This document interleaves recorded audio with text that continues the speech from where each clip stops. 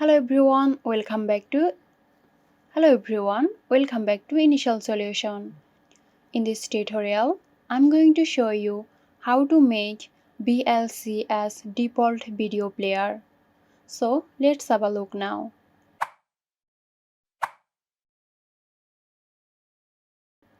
Start by opening the Windows settings. In the Windows settings, navigate to the Apps section. Within the Apps section, you will see Default Apps in the left sidebar. Click on it. Scroll down in the Default Apps section until you find the Video Player category. Under Video Player, you will see the name of your current default player. Click on it. A list of installed video player will appear. Select BLC Media Player from the list. It may take some time to update it. Okay, there you have it. VLC Media Player is now your default video player. So that's it.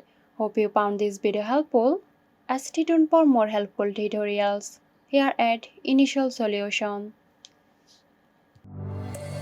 This video is sponsored by Xirosoft. Xirosoft offers graphic design, UI UX design, digital marketing and web development. Elevate your brand with Xirosoft today. For more details, check the description box.